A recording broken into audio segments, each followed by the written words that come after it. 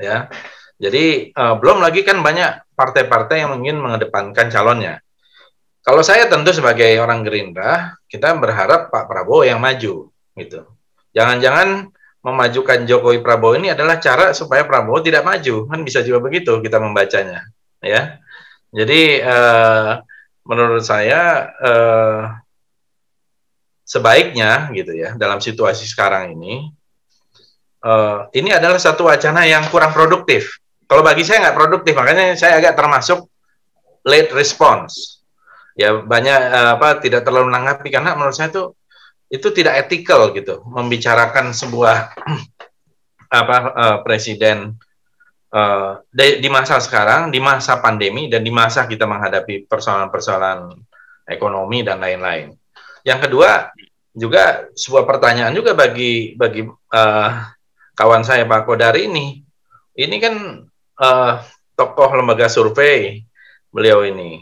Nah, apakah etis kemudian masuk di dalam sebuah politik praktis walaupun mengundurkan diri menjadi relawan? Itu juga kan kalau ini pertanyaan akademik, saya kan juga dosen, jadi saya boleh agak mendalami. Nah, lalu kalau kita lihat juga suasana kebatinan di masyarakat ya, yang sedang menghadapi prioritas persoalan yang ada di depan mata. Gitu.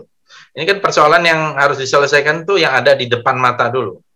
Nah, terus membicarakan ini. Saya yakin wacana ini adalah wacana yang tidak produktif dan menurut saya mengalihkan perhatian kita terhadap apa yang ada di depan mata kita, yaitu ekonomi dan juga pandemi COVID, ini dua hal yang sangat penting.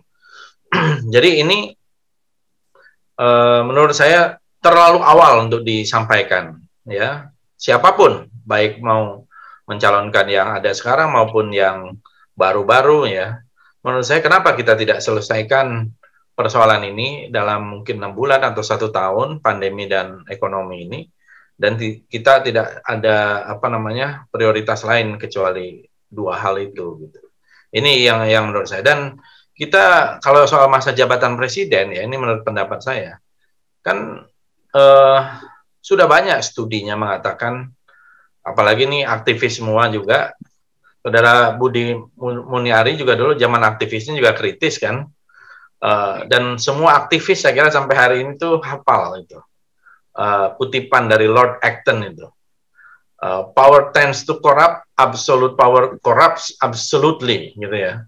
Jadi kenapa kemudian dibatasi masa jabatan itu? Karena kalau tidak dibatasi, kecenderungannya menuju kepada sebuah kekuatan absolut. Nah, itu yang tadi dikatakan di Cina, ya memang bukan negara demokrasi.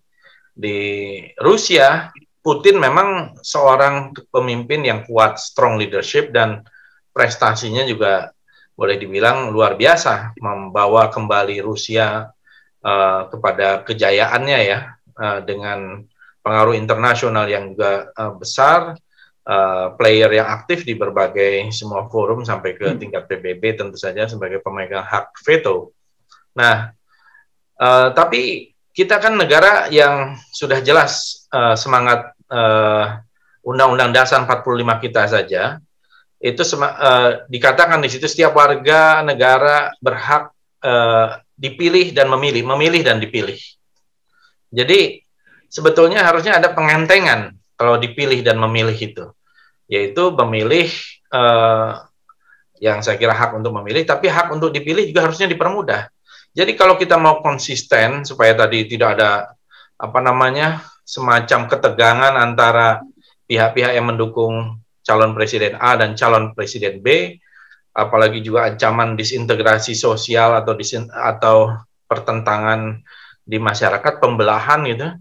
Kalau mau tidak ada pembelahan, yang paling mudah caranya adalah threshold presidensial itu diturunkan atau dinolkan. Jadi presidensial threshold 0, ya, sehingga orang bisa mencalonkan tentu dari partai politik misalnya gitu, karena tidak ada calon presiden independen. Kemudian atau diturunkan tidak 20%. Ya, misalnya 10% masuk akal atau sama dengan parliamentary threshold ya, atau 0. Kalau saya prefer sebaiknya 0 supaya orang bisa memilih calon-calon yang terbaik yang ada. Jadi hidangan di atas meja itu makin beragam, bukan sayur asem dan sayur lodeh aja gitu. Tapi juga ada sayur-sayuran yang lain misalnya. Nah, ini menurut saya kalau kita memang mau mencegah pembelahan yang ada di masyarakat. Ya, karena kemarin justru karena cuma 2 calon. Coba kalau ada 3 calon atau 4 calon seperti itu, saya kira tidak akan terjadi pembelahan. Dan ini menurut saya cara yang terbaik gitu, Bung Kodari. Bukan kemudian memperpanjang masanya.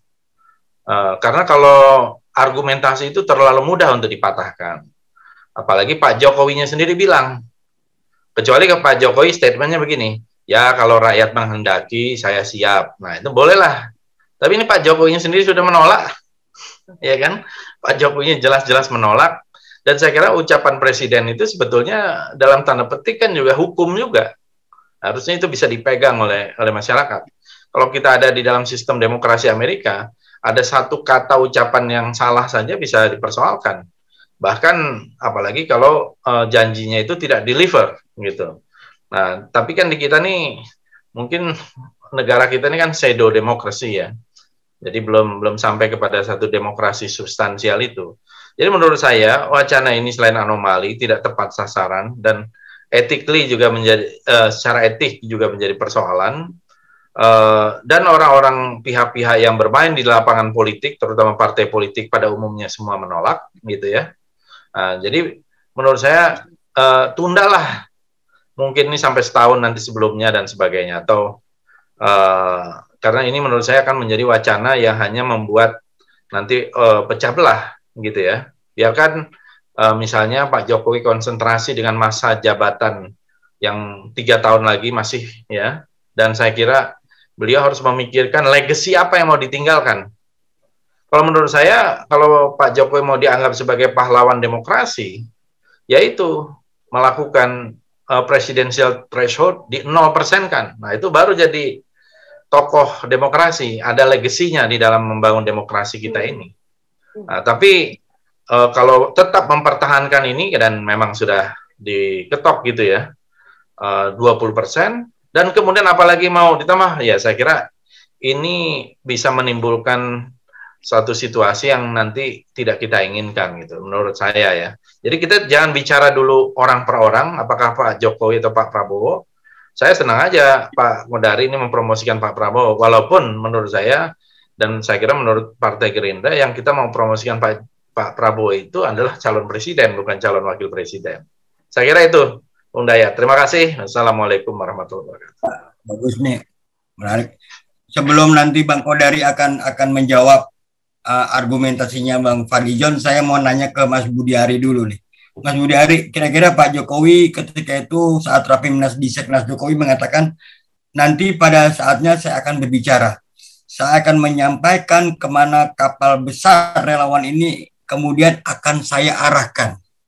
Maknanya pernyataannya Pak Jokowi menurut Mas Budi seperti apa dikaitkan dengan apa yang diungkapkan oleh Bang Fadlizon, yang menurut saya nih, kalau saya tangkap, agak sulit untuk bisa agak sulit untuk menduetkan Pak Jokowi dengan Pak Prabowo meskipun amandemen itu akan dilakukan. Silakan Mas. Begini, sebelum Saudara Budi ya, saya mau jelasin nih, karena Dayat tadi menyinggung terakhir itu.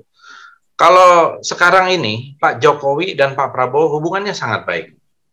Dan saya kira dengan masuknya Pak Prabowo di dalam kabinet, ini juga sebenarnya menjadi sebuah sinyal persatuan dan tidak ada pembelahan seperti yang kita lihat. Ada tentu, tetapi itu kan nggak terlalu besar gitu ya.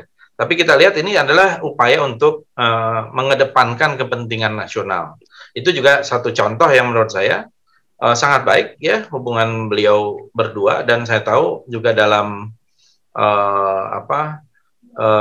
bekerja secara profesional maupun yang lain juga hubungannya sangat baik. Jadi ini juga tadi yang saya lupa untuk menyampaikan, bahwa tidak ada lagi keterbelahan itu, dan saya kira ke depan juga masyarakat akan semakin dewasa.